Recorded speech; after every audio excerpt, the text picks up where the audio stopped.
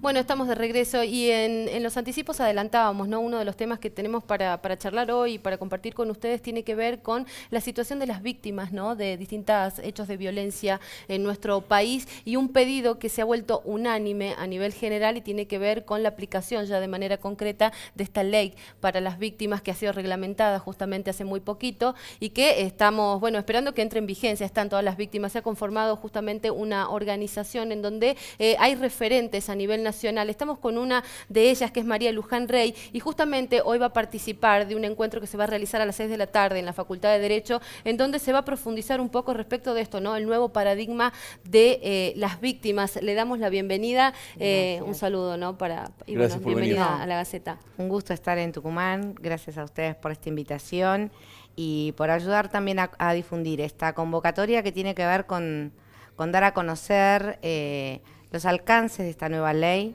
Ningún ciudadano puede hacer uso de un derecho que desconoce que tiene, no pueden exigir que estos derechos sean respetados si los desconocen. Entonces, si bien la ley fue sancionada y ya reglamentada y está siendo implementada, es necesario que todos conozcan cuáles son los derechos que otorga. De eso se va a tratar esta charla Contame hoy. un poquito, perdón, que te interrumpa. ¿Cuáles son esos derechos? ¿Qué cambia con esto?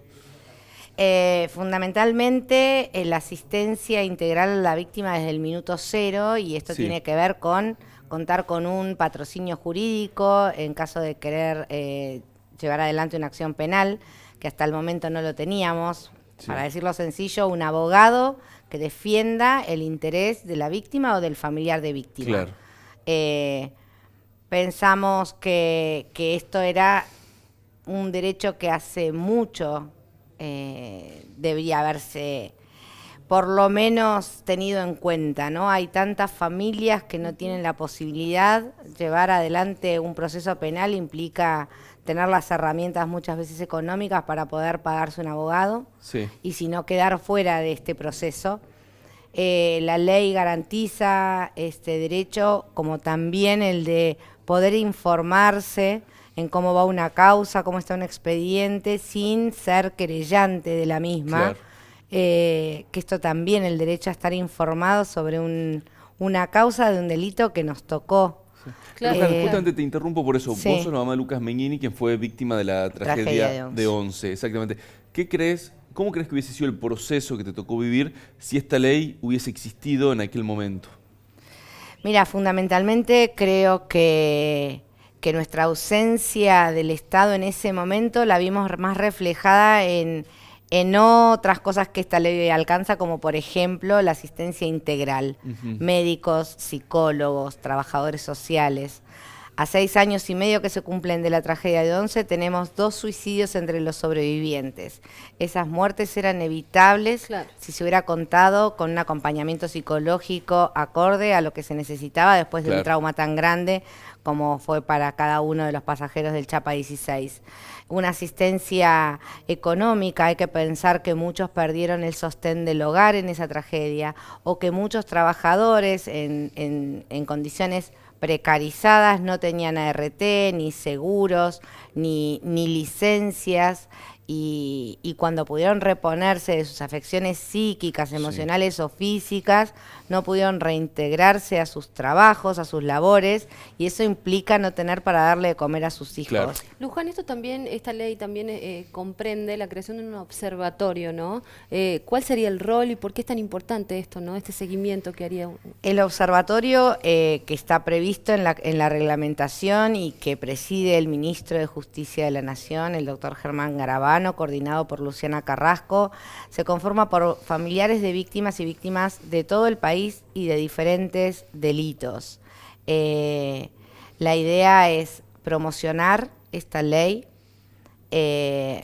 poder recorrer el país entendiendo que las víctimas se producen lamentablemente en todo el país, que cada provincia tiene sus propias herramientas para dar respuesta, pero que tenemos que llegar a poder a darle las respuestas que esta ley las impone como derecho en todas las provincias.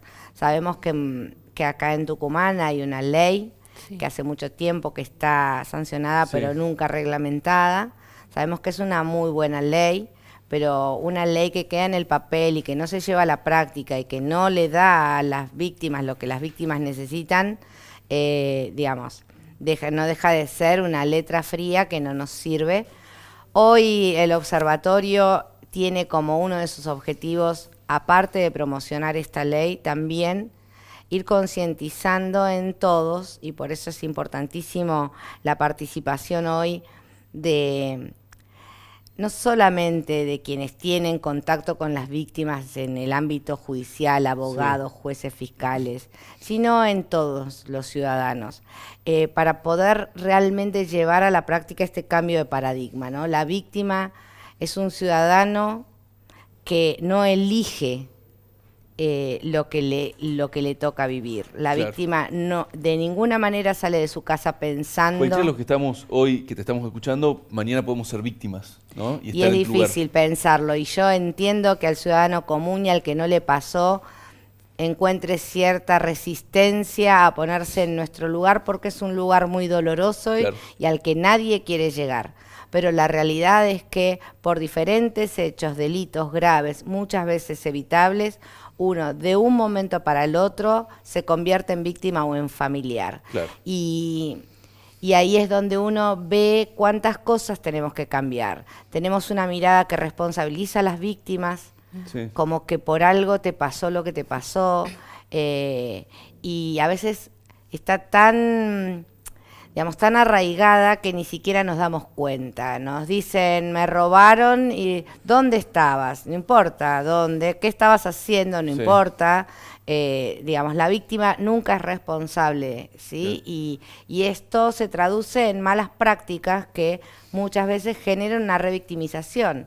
Cuando uno atraviesa procesos judiciales, volviendo a mi experiencia personal, en los tribunales de Comodoro Pi, cuando en el primer juicio contra Jaime, Schiavi, los hermanos Sirigliano, teníamos que afrontar largas horas en los tribunales por las audiencias, ellos tenían un trato preferencial.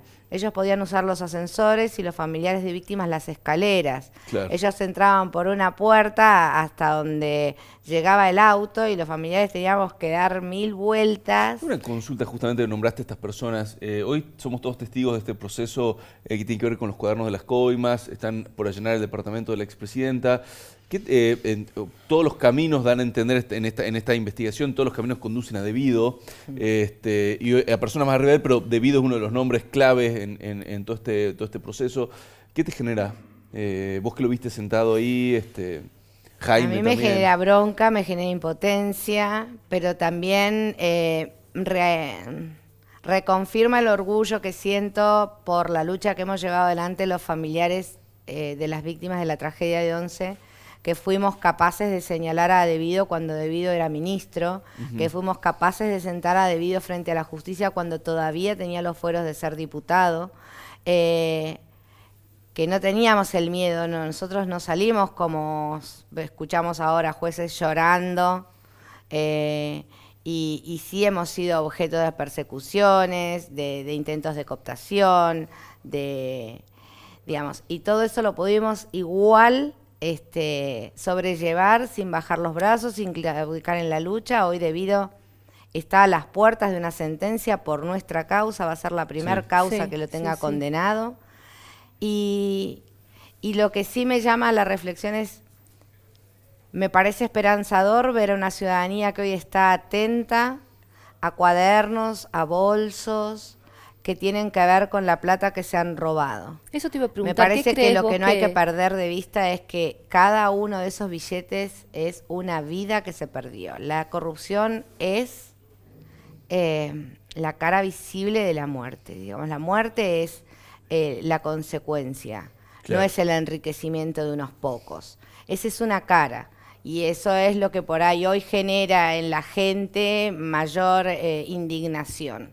Cuando encima traducís esos bolsos, son los frenos que no estaban, el mantenimiento en los trenes que no estaban, cuando esos bolsos son las obras que no se hicieron en La Plata y nos dejaron tantos muertos, ahí uno toma conciencia de que por qué es tan necesario que se haga justicia y que a esta gente le caiga el peso de la ley. ¿Qué crees? Te iba a preguntar que cambió desde ese momento, ¿no? De la tragedia de 11 hasta hoy, en la visión, en la justicia, en la gente, en la sociedad en general, porque vos hablabas de ese acompañamiento que hay, no solamente de las víctimas, sino de la gente en general, y del accionar de la justicia hoy ante este tipo de causas. Mira, la tragedia de 11 se produce en el año 2012 y desde un primer momento un gobierno nacional intentó por todos los medios instalar la idea de que había sido un maquinista trasnochado.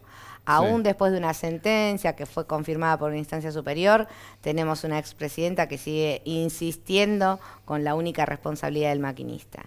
Los familiares desde el primer momento y pese al dolor entendimos que acá había otras razones, otras causas, otros responsables y salimos en búsqueda de ellos.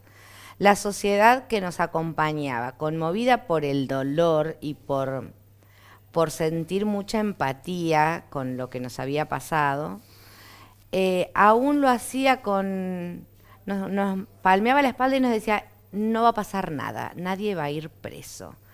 Y era como una resignación a que nuestra justicia no funcione. La justicia en la tragedia de 11 llegó a dar condena a 21 responsables antes de cumplirse los 4 años, demostrando que cuando quiere, puede hacerlo. Que cuando quiere puede desprenderse del poder político y trabajar con independencia, que puede trabajar en tiempos acordes a las necesidades de la sociedad. Yo creo que después de lo demostrado en la tragedia de 11, con una causa tan voluminosa y con tan poderosos personajes sentados ahí, hoy la justicia ya no puede más tener excusas ni de tiempos ni de manos atadas. Pero la ciudadanía fundamentalmente es la que tiene que decir, bueno, si acá se pudo, se tiene que poner en cada una de las causas. Generar la presión, ese es nuestro deber como ciudadanos para que las instituciones hagan lo que deben hacer. Perfecto, muchísimas gracias. Gracias a ustedes. Muchísimas gracias, Luján. Bueno.